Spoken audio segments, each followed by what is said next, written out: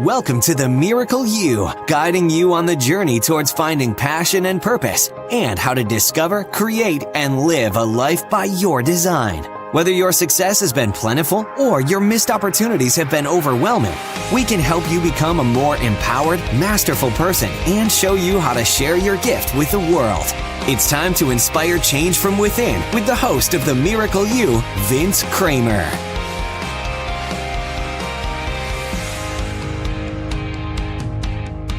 Hello, imagination. I'm Vince Kramer, your host, and welcome to the Miracle You, where you learn about the magic of living your life by finding the example in real life. There really is no difference in the macrocosm or the microcosm. In today's podcast, we're going to talk about the microcosm of the individuals and the macrocosm of the corporation that they work at. The most interesting thing is that beliefs affect the individual just as much as they affect the corporation, and they affect the corporation just as much as they affect an individual. As each individual brings their beliefs into their corporation, the corporation is affected by the cultural and societal influence that each individual's had.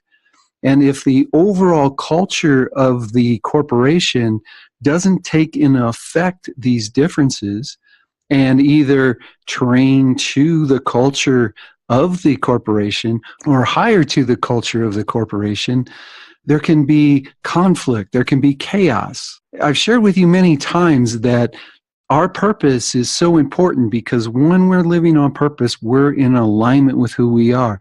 We find joy in everything that we do. Well, corporations also have to live on purpose. They have to be in alignment with what they're here to do for the chaos to settle into joy, for the chaos to settle into doing and being the influence that a corporation is meant to be in the world. And today's guest is going to share about how beliefs at all levels in a corporation affect the overall productivity and overall success of a corporation. But it all starts at home. And she's going to share with us that when she starts working with a leadership group at corporation, she starts working with the individual at their belief system level to understand where their social beliefs came from, where their cultural beliefs came from, and how they use those or unknowingly use those to influence the corporation. I can't wait to share the information with you that this lady brings to the table when it comes to understanding how we can really truly change our day-to-day life. We can really start living a joyous life by being empowered and understanding not only what the culture of the corporation is, but what the culture of each of us as individuals are.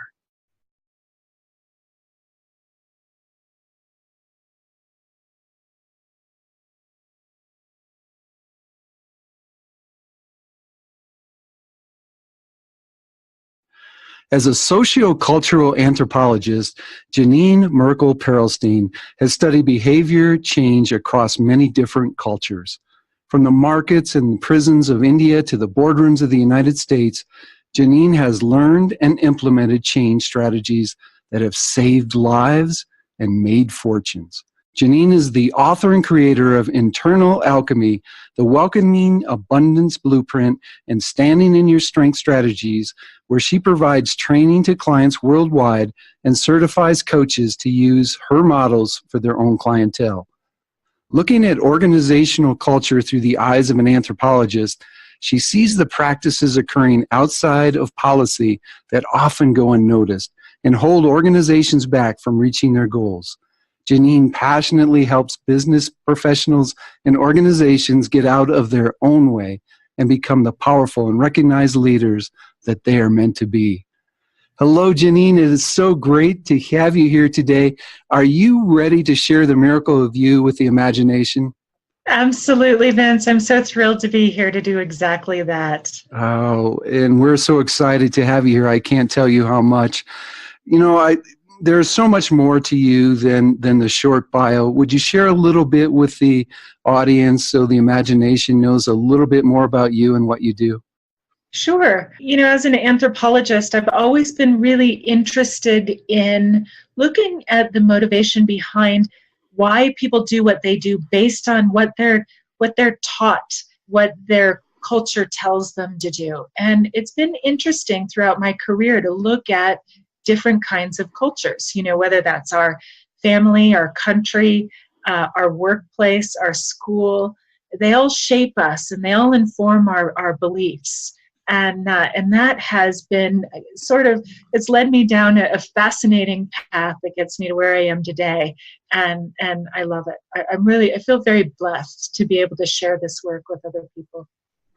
When you look at culture, when you talk about cultural's effect on our belief system, how deep do you go when you talk about looking at culture? Do you go into the family environment also, or are you more at the upper tiers? With my clientele, yeah. So yes, I go very deeply. I want to know all of the influences that they have. Where are their beliefs coming from, not just in the workplace, but yes, their families, their cultures of origin, their impacts from their ethnicity, all of the different aspects and attributes that help shape their belief system, their values, their attitudes, their behaviors, their beliefs, and and bringing up the motivation of why they're behaving the way they are. And that's really the essence of what I do. And when I go into the workplace, even though people like to compartmentalize, leave your home life at home and, check your problems at the door and show up only as you're meant to as a worker be. I want to know really what is informing somebody's behaviors as they show up to work. Yeah, you bet. A lot of the work that we do is with the belief system also. Do you find in the work environment that the social influences and the peer influences drive it more, or is it more the internal beliefs? Oh, that's such a good question, Vince. They're both at play. I think it starts with the internal beliefs. This can make or break somebody's results in their lives because it will just always, always inform your behaviors. So many people try to approach it like a behavior change model. That's even, the vernacular in the business world where systems change and behavior change specialists. And I don't believe that's really true. I believe we're beliefs change specialists first. But I don't want to forget that second part of what you said about the peer influence, because I think that people, when they're looking at results in the workplace, they know that there are energies and results that are being informed by people of influence in the office place or any kind of workplace. And I want to know about that. I want to know about who those people of influence are and why they have influence. Oftentimes we think, well, it's just the people in leadership positions that have influence. And that's a mistake to keep your focus there, because in fact, as you and I know, we can lead from any position, right? And so we have to look at where influence really seeps in. Mm-hmm. Sometimes it's the quietest, most introverted person that has the most influence over the culture, and can shape and match beliefs with other people, and that will start driving the culture of the workplace. So, oftentimes workplaces or leaders of a workplace will want to exert their own beliefs, their own values. We see mission, vision, values in almost every workplace out there. But if there are people of influence down in the working level that have beliefs that counter that, then you've got issues. It shows up in many different ways. It's drama in the workplace, or toxicity, or absenteeism, or high turnover. It shows up in many different ways. So in answer to your question, yeah, it's both. It starts with the beliefs, and it includes the peers. Excellent. We're going to bring some cultural beliefs and some organizational beliefs into our discussion in a little bit. But you mentioned mission. What's your divine intent? What's your mission in the world? My mission is to help people get out of their own way, stand in their strength, and really take ownership of the ground that they're walking on as they step into becoming a powerful, recognized leader, and then to give them the tools to do it well. So when you were going through school and getting your anthropology degree, did you believe that you would be in the position that you're in right now? No, not at all. I didn't know where it was going to lead me. And I got flack from my family saying, you'll never make money as an anthropologist, or what even are you going to do as an anthropologist? But I was so drawn to it. I was drawn to the humanity of it. And I was drawn to the idea that it allowed me to dig deep into the motivations of what shapes the results in a culture. And, when I got my degree, it was as a medical anthropologist, and I was helping people with HIV prevention primarily. And that drove me. But, if you had asked me then, did I have any idea, could I imagine being where I am today? I would have a hard time seeing that path, circuitous as it has been. It's been wonderful, and I'm grateful for it. But that's a lot about what you teach too, I think, is in the miracles along the way that show up and that guide us when we're receptive to it. And so I've had some of that fall into place for me. That's been really quite beautiful. And that's a big step from where you started to where you are right now. Still helping people, still making a big difference in the world, but a big change from where you started. Was there a wake-up call in there that kind of pushed you in the direction that you're in right now? Yes, absolutely. My wake-up call actually came after I moved from the medical world into the business world, and that happened because I was doing program evaluation. I ended up becoming CEO of a wonderful regional youth nonprofit, and it was an interesting time for me, Vince, because on paper it really looked like I had made it. Everything was there. I'd had this dream job and great husband, great kids, beautiful house. Everything made it look like, oh, I have arrived. But something happened inside me where the fire that had been burning all along seemed to dim, and it started to go out. And I knew there was a problem because people started asking me how I was. And I want to show up in the world with exuberance. And all of a sudden I started saying, I'm fine. And I thought, good grief, what is this about? And it took a while, Vince. I felt like I was on the hamster wheel and I couldn't figure it out because I wasn't burning with desire anymore. But I felt like I should be because I was working towards this amazing mission and doing great work and seeing good results. And so there was a disconnect between, what I thought I was supposed to do and what I was really doing. And of course, I got sick. I got to a point where I couldn't wake up in the morning without terrible pain, terrible fatigue. And people kept telling me, well, Jenean, you've got nonprofits disease, suck it up, sister. and it took a while, a long time coming. I finally got a diagnosis that meant that in order for me to get healthy, I had to leave my big girl job and really focus my lifestyle on doing what was right for me and not the shoulds, not the doing what's right for other people first. And it wasn't until that moment that I thought, that's where I'm meant to be. It's because coming from that place of strength in myself, now I can be of true service to people. And if I ever wanted to have an impact, which I have always wanted to have an impact, I could only do it well from that position of strength. So it was huge for me. And of course I couldn't see it in the middle of it. It seemed terrible. It seemed, it seemed horrible. But from where I am today, I am eternally grateful for that, because now I can see I'm meant to have a bigger impact on the world. And you are, and it's coming faster and faster. It's amazing to watch you. It's pretty exciting. I don't ask this question. Actually, I have not asked this question before. And because of your background in what you do, I think it's a perfect question for you.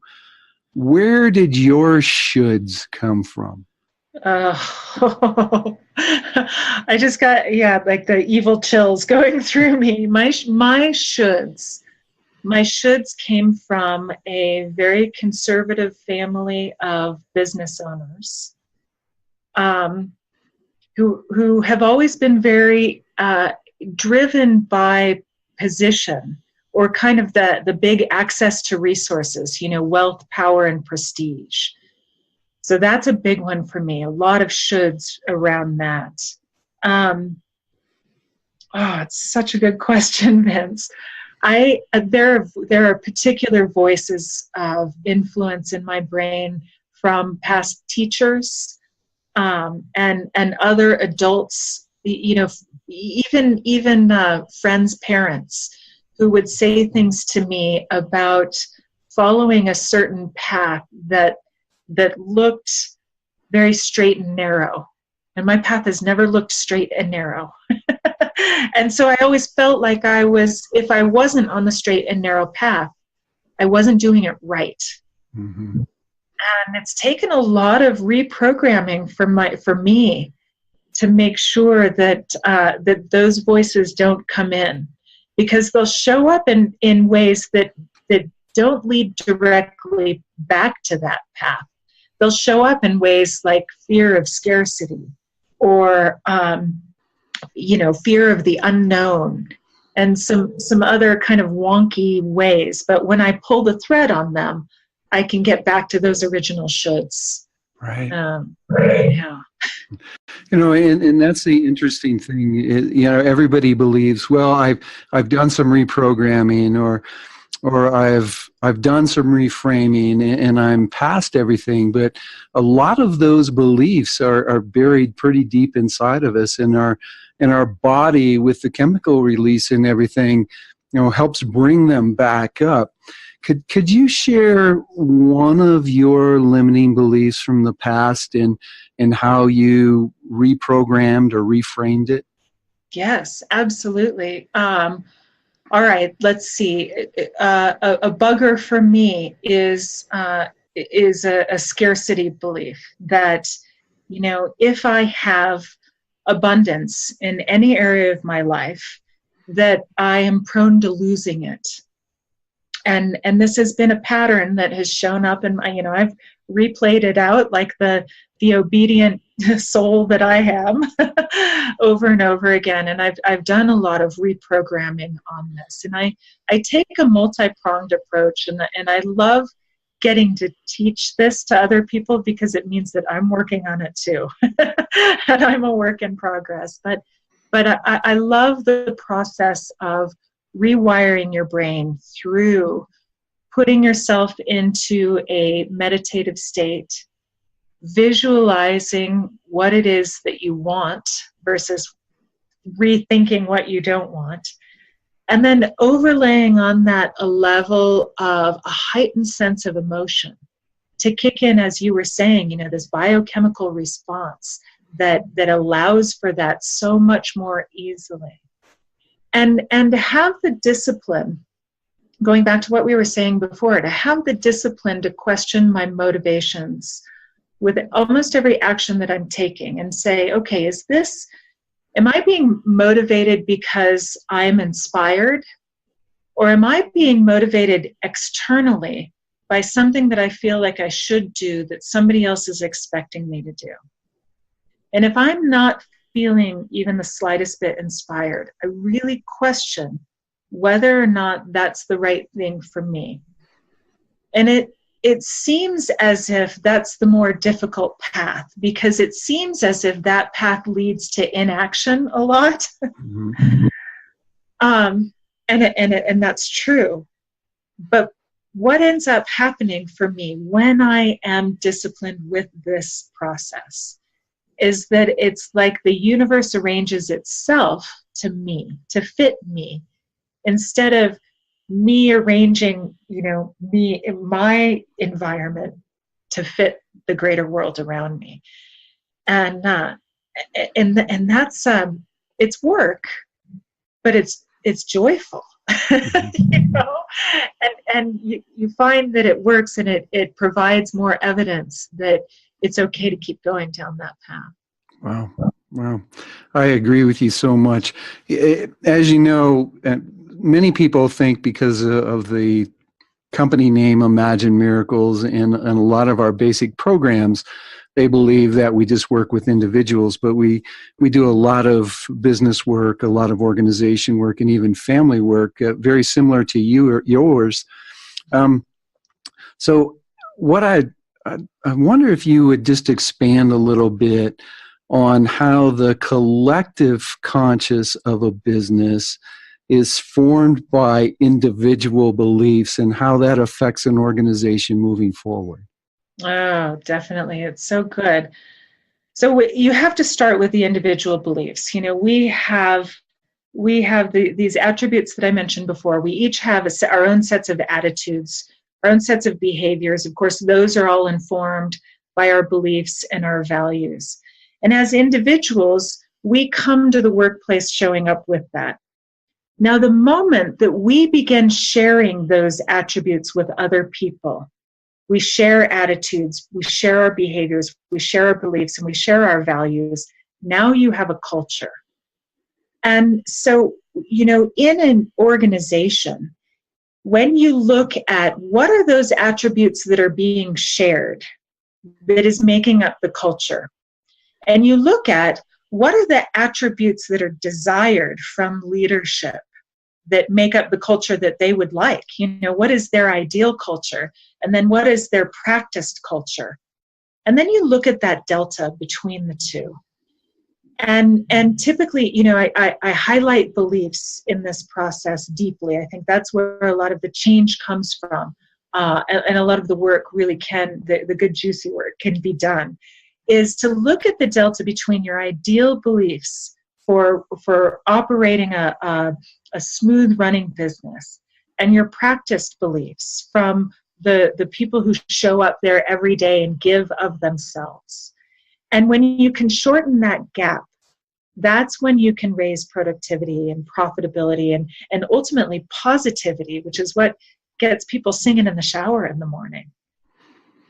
It's almost comparable to the conscious mind in living the way you want, and the subconscious mind living in its own way. And if you can bring that gap together, you're doing the exact same thing. You're creating a productive life, the life that you're looking for. So that's so cool.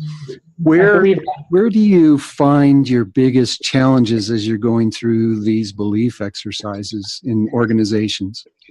Well, the biggest challenges in organizations comes from leadership who are, for one reason or another, afraid to look in the mirror and look at their own influence in anything that may bring up a level of low productivity or high drama or anything like that could be counter to what they want in the culture.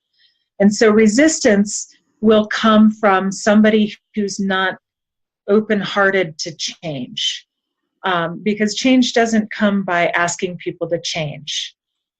That's usually why I end up going into a company or into an organization, is because they embarked on a change strategy, and they did it by saying, okay, here's our new strategy, go implement.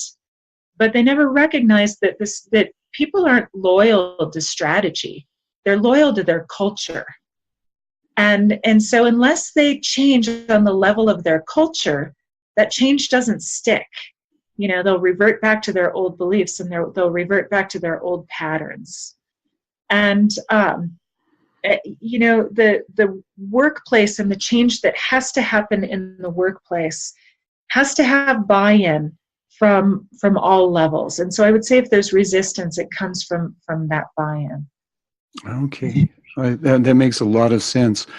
Do you find that it's better to hire to a culture or create a culture inside the organization? Great question, Vince. I believe, well, both. I mean, it depends on the arc of the life cycle of the company. So, if it's a young company, I want them to build their culture on purpose. I want them to be thoughtful. Every company has a culture. Has it been done on purpose, or has it been done by default? It's your choice. So I'd say, if you're building your culture anew, then be purposeful about it from the very beginning. But then, as companies get older, and, many of the companies I've worked with have been in business for many years. And that's when you need to hire for fit. And that's an interesting thing because, as you know, that's a buzzword. That's this big phrase. Everybody's saying, oh, well, we hire for fit. But I've found there are many different layers of what people believe hiring for fit really means. I think really when you dig down into it, most people don't really know what it means. And so on the top level, they'll say, or they will hire for people that they like, who are probably similar to them. Mm-hmm. On the next level down, they'll hire for personalities, doing personality testing. And I love that. I think that's great. You fill in the gaps of what skill sets you have or attributes you bring, and you build teams around that, which is wonderful. You can learn how to communicate with people better, and I love that. But then there's a third level, and this is the level of your culture. And this is sort of the hiring for the spaces in between, and hiring for the rules that go unwritten in an organization. And it's not so easy to do, but when you get it right, it's incredibly valuable for getting that right person. There's a Sufi saying that I absolutely love that says, because you understand one, you think that you understand two, because 1 and 1 is 2. But you must also understand and. And every married pair or sibling pair or friendship pair has a different and. And a company has that and as well. And it's often those unwritten rules or those unspoken behaviors and beliefs. And when you can capture that, and then you hire for that, that's when you can create magic in a company. No, magic. What a wonderful word. I love to hear magic. The interesting thing is that we really don't understand that the macrocosm of the company or the country or whatever really is reflected in the microcosm. And if you can follow through with what you could find in yourself or in a couple or in a family, it is so easy to find those patterns also in the company.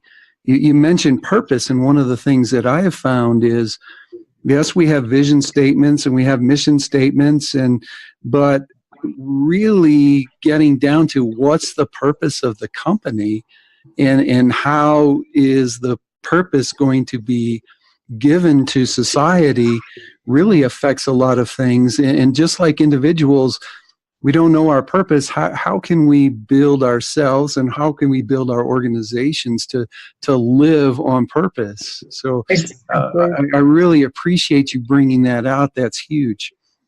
Thank you. It brings strategic planning to a whole new level, doesn't it? And it's not taught in schools. It's not taught in our leadership programs or our CEO grooming programs.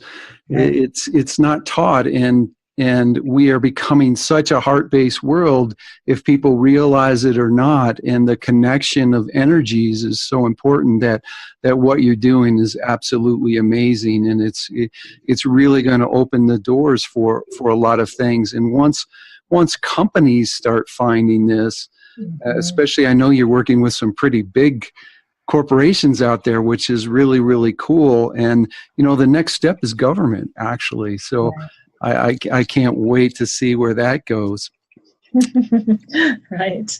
Our Yeah, definition of miracle is through an act of love, sharing your gifts and talents in a way that others can share theirs. Where's the miracle in Jenean?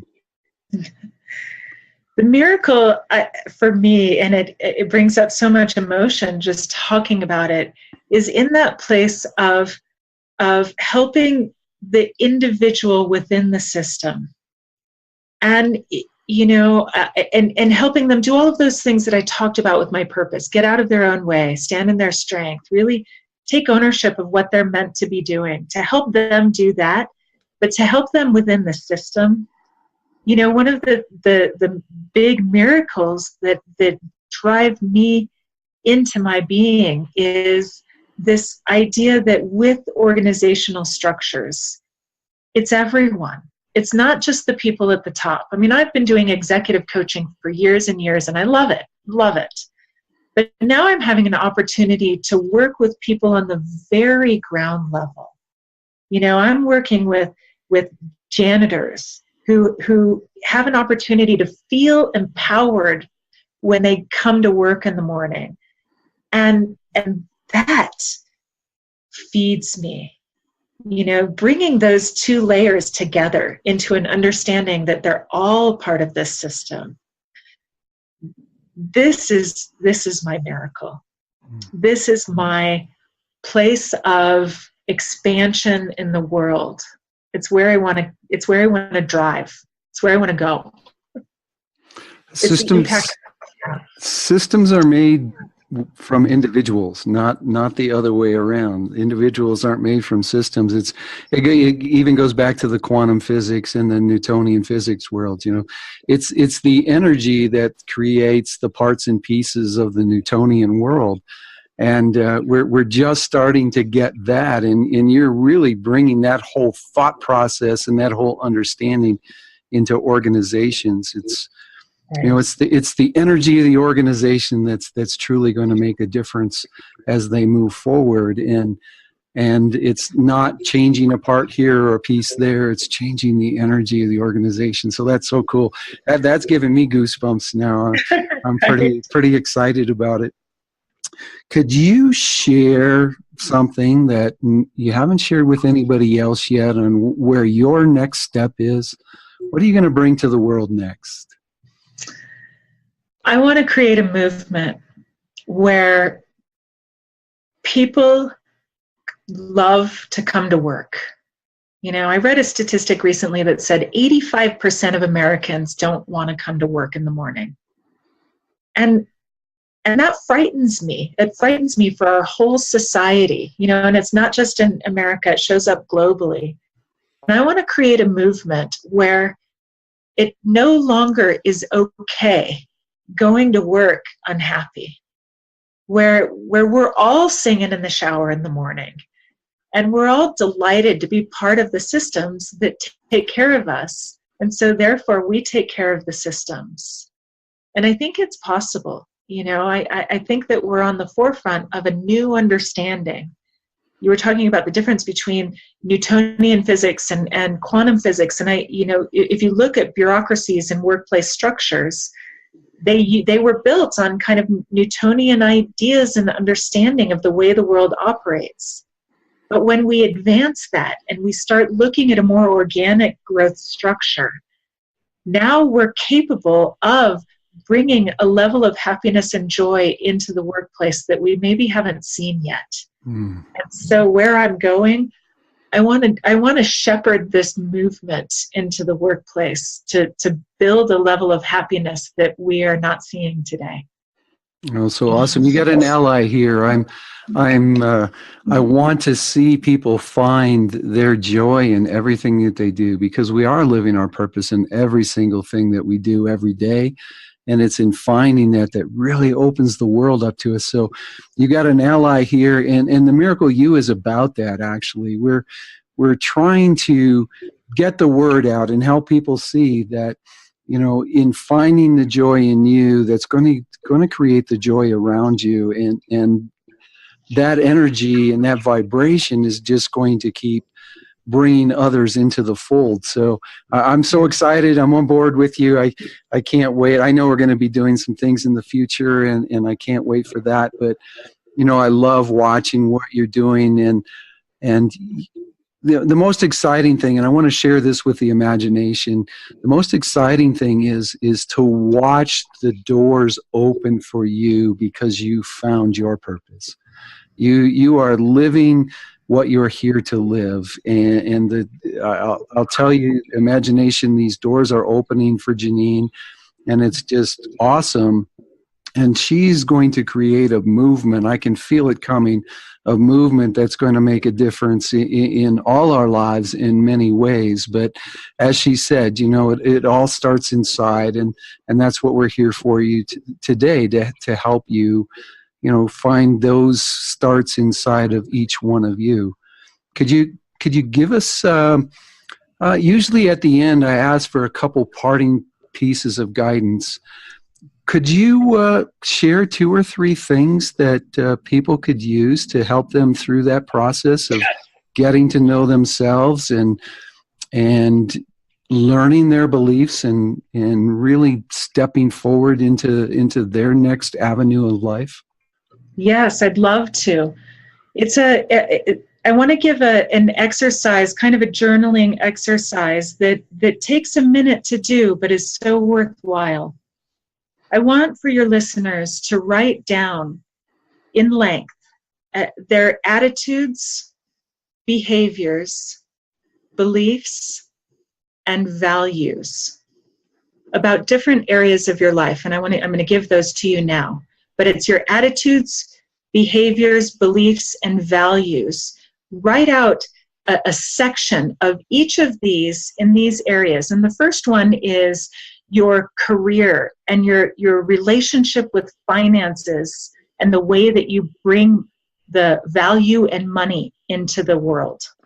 So that's one. The second one is your relationships. All of them, your family of origin, your family today, your friendships, your lovers, your work relationships, all of those.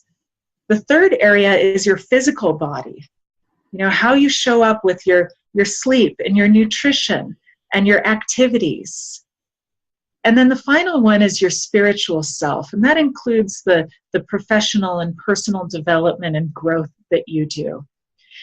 And I promise that when you do this rather exhaustive inventory, really take some time with it, you will begin to see your own little red flags of areas where you say, do you know, I've done this for so long without ever thinking about it, but it's not mine. It came to me from somebody else. My culture gave it to me, my spouse gave it to me, wherever. It doesn't matter. What matters is that you can know from that point on that it doesn't always have to be that way, and that there's room for improvement, and that's where you focus. Excellent.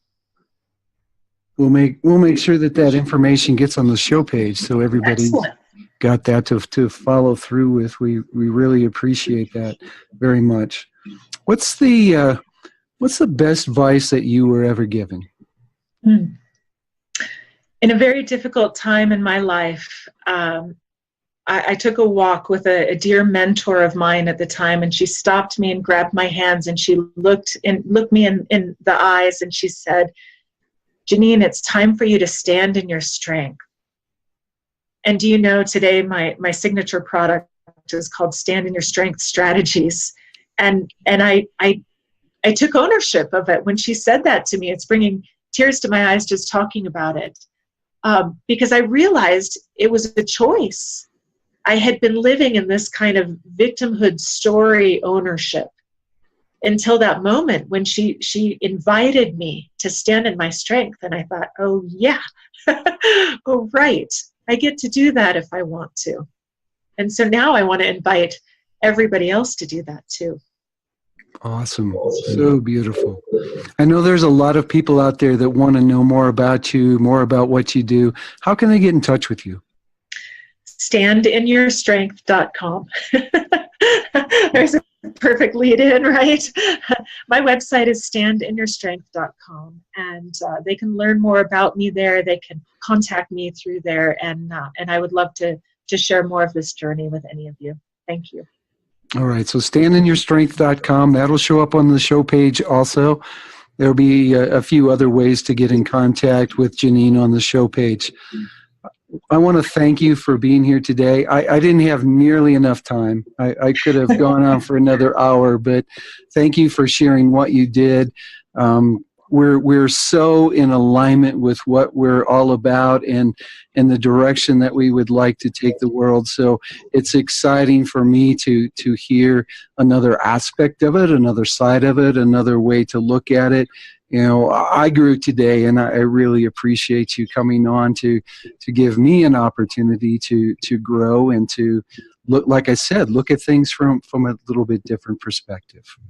Oh, Vince, thank you so much. I truly adore our connection. I'm so glad that we get to jointly help lift up people in this world. It's important work, and thank you for the work that you do in that as well. Oh, I love it when we find our community, and you're definitely part of Mary's and mine. Speaking of Mary, on behalf of her, I want to wish you a miracle day, and once again, thank you for coming on. Thank you. You've completed this episode of The Miracle You, but we have plenty more to help you discover your own personal passion and purpose. Head over to themiracleyou.com for free resources to assist you on your journey, as well as register for our free webinar, Discover Your Miracle Life, 3 Mind Awakening Steps Toward Your Unique Purpose, or apply for a one-on-one Your Life, Your Way breakthrough session and discover your next best step on your journey. All available exclusively on our website. That's themiracleyou.com. We look forward to sharing more experiences of passion, purpose, and life by design next time, right here on The Miracle You.